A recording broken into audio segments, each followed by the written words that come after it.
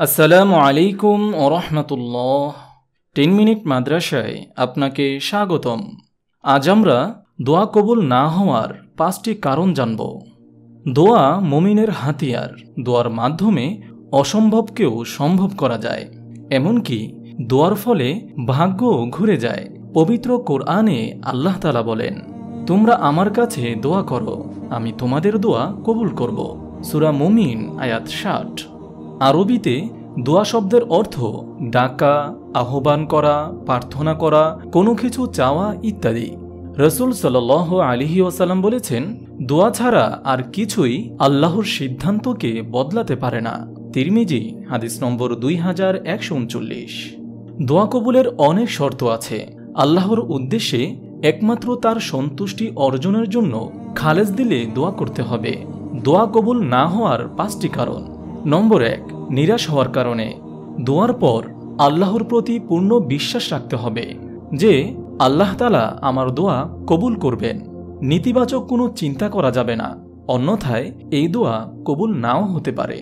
হযরত আবু হুরায়রা রাদিয়াল্লাহু তাআলা আনহু থেকে বর্ণিত, নবীজি সাল্লাল্লাহু আলাইহি ওয়াসাল্লাম বলেছেন, তোমাদের প্রত্যেক ব্যক্তির দোয়া কবুল হয়ে থাকে যদি সে তাড়াহুড়ো না করে। আর যদি না বলে যে আমি দোয়া করলাম কিন্তু আমার দোয়া তো কবুল হলো না। সহিহ বুখারী হাদিস নম্বর 6340। নম্বর 2, হারাম থেকে বেঁচে না থাকার কারণে। দোয়া কবুল হওয়ার অন্যতম শর্ত হচ্ছে হারাম খাদ্য, বস্ত্র, পানীয় ইত্যাদি পরিহার করা। হারাম উপার্জনে নিজেকে সম্পৃক্ত করে যতই দোয়া করা হোক তা আল্লাহর দরবারে গৃহীত হয় না। রাসূল সাল্লাল্লাহু আলাইহি ওয়াসাল্লাম এক ব্যক্তির কথা উল্লেখ করেন, দীর্ঘ সফরের ক্লান্তিতে যার মাথার চুল বিক্ষিপ্ত, অবিনস্ত ও পুরো শরীর ধুলোমলিন, সে আসমানের দিকে হাত প্রশস্ত করে বলে, হে আমার প্রভু, হে আমার প্রতিপালক, অথচ তার খাদ্য ও পানীয় হারাম, তার পোশাক হারাম, তার জীবন জীবিকাও হারাম। এমতো অবস্থায় তার দোয়া কিভাবে কবুল হতে পারে? তিরমিজি হাদিস নম্বর 8969। নম্বর 3, আল্লাহ প্রদত্ত দায়িত্ব ছেড়ে দেওয়া। হুযায়ফা ইবনে ইয়ামান রাদিয়াল্লাহু তাআলা আনহু থেকে বর্ণিত, নবীজি সাল্লাল্লাহু আলাইহি ওয়াসাল্লাম বলেছেন, সেই সত্তার শপথ যার হাতে আমার প্রাণ, নিশ্চয়ই তোমরা সৎ কাজের জন্য আদেশ করবে এবং অন্যায় কাজের প্রতিরোধ করবে। তা না হলে আল্লাহ তাআলা শিগগির তোমাদের উপর তার শাস্তি অবতীর্ণ করবেন। তোমরা তখন তার কাছে দোয়া করলেও তিনি তোমাদের সেই দোয়া গ্রহণ করবেন না। তিরমিজি হাদিস নম্বর 2169। নম্বর 4, আত্মীয়তার বন্ধন ছিন্ন করা। আত্মীয়তার সম্পর্ক ছিন্ন করা একটি বড় ধরনের পাপ। এই পাপের শাস্তি দুনিয়া ও আখিরাত উভয় জগতই ভোগ করতে হবে বলে সতর্ক করে দেওয়া হয়েছে। হাদিসে এসেছে, কোনো মুসলিম দোয়া করার সময় কোনো গুনাহের অথবা আত্মীয়তার সম্পর্ক ছিন্নের দোয়া না করলে অবশ্যই আল্লাহ তাকে এ 3টির কোনো একটি দান করেন। তা হলো, হয়তো তাকে তার কাঙ্ক্ষিত সুপারিশ দুনিয়ায় দান করেন, অথবা তার কোনো অকল্যাণ বা বিপদাপদ তার থেকে দূর করে দেন। সাহাবীরা বলেন, তাহলে তো আমরা অনেক বেশি লাভ করব। তিনি বলেন, আল্লাহ তাআলা এর চেয়েও বেশি দেন।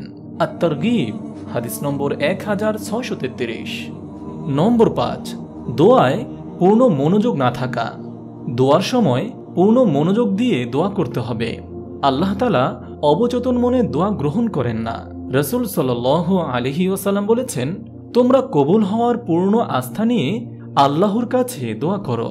জেনে রেখো, আল্লাহ তাআলা অমনোযোগী ও অসার মনের দোয়া কবুল করেন না। তিরমিজি হাদিস নম্বর 3479। দোয়ার সুন্নত তরিকা হলো আল্লাহর প্রশংসা এবং রাসূল সাল্লাল্লাহু আলাইহি ওয়াসাল্লামের উপর দোয়া পড়ে দোয়া করা, বিনয়ে কাকুতি মিনতি করে দোয়া করা এবং দোয়া কবুলের ব্যাপারে তাড়াহুড়ো না করা। পবিত্র কোরআনে আল্লাহ তাআলা বলেছেন, তোমরা নিজের প্রতিপালককে ডাকো কাকুতি মিনতি করে এবং সঙ্গোপনে, তিনি সীমা অতিক্রমকারীদের পছন্দ করেন না। সূরা আরাফ আয়াত 55। আশা ও ভয় নিয়ে দোয়া করা, এ সম্পর্কে আল্লাহ তাআলা বলেছেন, তাকে ডাকো ভয় ও আশা নিয়ে। সূরা আরাফ আয়াত 56। সম্ভব হলে ওযু করে কিবলামুখী হয়ে দোয়া করা, নিজের গুনাহের কথা স্বীকার করে আল্লাহর নেয়ামতের স্বীকৃতি দেওয়া।